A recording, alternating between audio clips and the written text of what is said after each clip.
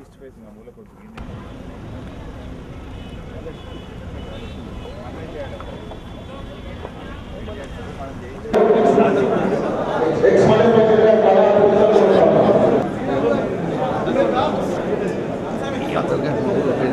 నడు మరి అడు మీరు అందరూ అటు జరుగుండమ్మా మీరు అందరూ ఉండే అటు ఆమెకు అలాగే అధికారికి మా ఇవాళ నరేంద్ర మోడీ గారు తెలంగాణకు వచ్చినారు. వస్తే మాకు సంతోషమే.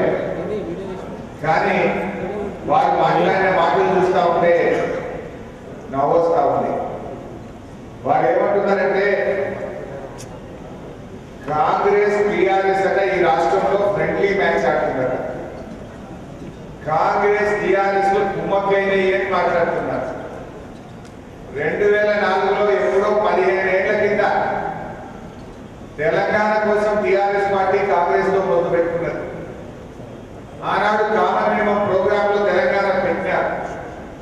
కాంగ్రెస్ పార్టీ తెలంగాణ ఇవ్వకుండా మోసం చేస్తే 2 సంవత్సరాల్లోనే పదవులను గడ్డిపోచల్లాగా రాజీనామా చేసి ఉద్యమ బాట పట్టింది టీఆర్ఎస్ పార్టీ. మరి ఎప్పుడో 15 ఏళ్ల కింద ముచ్చట పట్టుకొని మమ్మల్ని ఫ్రెండ్లీ మ్యాచ్ అంటున్నారు. మరి నిన్నదాకా తెలుగుదేశం పార్టీతో సంసారం చేసింది బీజేపీ కదా. మరి చంద్రబాబు నాయుడుతో మీ కొట్లాట కూడా ఫ్రెండ్లీ మ్యాచ్ అన్నా. నిన్నదాకా సుజనా చౌదరి మీ కేబినెట్ లోనే మంత్రిగా ఉన్నాడు. వేల కోట్ల రూపాయల కుంభకోణాలు చేసిన సుజనా చౌదరిని కాపాడింది కూడా నిన్నదాకా బీజేపీయే కదా. మరి మమ్మల్ని 15 ఏళ్ల కింద ముచ్చట పట్టుకొని టీఆర్ఎస్ కాంగ్రెస్ ఒకటే అంటే నిన్న మొన్నటి దాకా కలిసిన బీజేపీ తెలుగుదేశంలో కూడా ఫ్రెండ్లీ మ్యాచ్ అని ప్రజలు అనుకుంటారు. ఎదుటి వారిని ప్రశ్నించే ముందు ఒక్కసారి మీరు కూడా ఆలోచించుకోవాలి. ఇవాళ అదే తెలుగుదేశం పార్టీ ఇక్కడ కాంగ్రెస్ తో పొత్తు పెట్టుకున్నది. మరి తెలుగుదేశం కాంగ్రెస్ ఒకటే అంటే మరి మీరందరూ కూడా ఒకటే అనుకోవాలి. ఇవాళ నరేంద్ర మోడీ గారు తెలంగాణ మీద పెద్ద ప్రేమ ఉన్నట్టు మాట్లాడుతున్నారు. నిజంగా తెలంగాణ మీద ప్రేమ ఉండుంటే ఈ 4.5 సంవత్సరాల్లో విభజన చట్టంలో ఉండే హామీలన్నీ అమలయ్యింది. ఒక్కటన్నా అమలు చేసినారా? మీరు ప్రధానమంత్రి కావడమే మా 7 మండలాలు తీసుకుపోయి ఆంధ్రాలో కలిపి మాకు అన్యాయం చేసింది బీజేపీ పార్టీ. లోయర్ సీనియర్ విద్యుత్ ఉత్పత్తి కేంద్రాన్ని ఆంధ్రాలో కలిపి అన్యాయం చేసింది బీజేపీ. మా హైకోర్టు విభజన ఇమారత్ వరకు చేయకుండా తెలంగాణకు మొండి చేయి చూపింది బీజేపీ. విభజన చట్టంలో ఉంటాయి. మాకు రావాల్సిన కరెంటు చంద్రబాబు నాయుడు ఇవ్వకపోయినా చంద్రబాబు నాయుడు వెనకేసుకొచ్చి తెలంగాణకు అన్యాయం చేసింది బీజేపీ. విభజన చట్టంలో ఉన్న ఐటీఐఆర్ ప్రాజెక్టును ఒక్క అడుగు ముందుకు వేయండి బీజేపీ. విభజన చట్టంలో ఉండే బయ్యారం ఉక్కు కర్మాగారాన్ని ఇవాళటి వరకు ప్రారంభించకుండా తెలంగాణకు అన్యాయం చేసింది బీజేపీ ప్రభుత్వం. మీరు ఇన్ని రకాలుగా తెలంగాణకు అన్యాయం చేసి ఇవాళ నిజామాబాద్కి వచ్చి ఏదో 4 మాటలు చెప్పగానే తెలంగాణ ప్రజలు మోసపోతారనుకున్నారా? ఆనాడు 1 ఓటు 2 రాష్ట్రాలని కేంద్రంలో అధికారంలోకి వచ్చి తెలుగుదేశం పార్టీతో పొత్తు పెట్టుకొని మీరు పెట్టిన ఒట్టును గట్టు మీద పెట్టి తెలంగాణకు అన్యాయం చేసిన పార్టీ కూడా బీజేపీ పార్టీ. మీరేదో మీద ఉద్ధరించినట్టు తెలంగాణకు ఏదో మేలు చేసినట్టు మంచి 4 మాయమాటలు చెప్పక నమ్మదనుకున్నారు.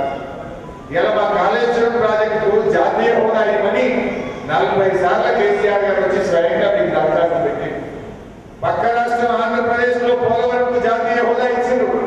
మరి మా పాలమూరుకో మా కాళేశ్వరంలో ఎందుకు జాతీయ హోదా ఇవ్వలేదో బీజేపీ నాయకులు చెప్పిన తర్వాత తెలంగాణలో ఓటర్ కాదని చెప్పి నేను అడుగుతా ఉన్నా.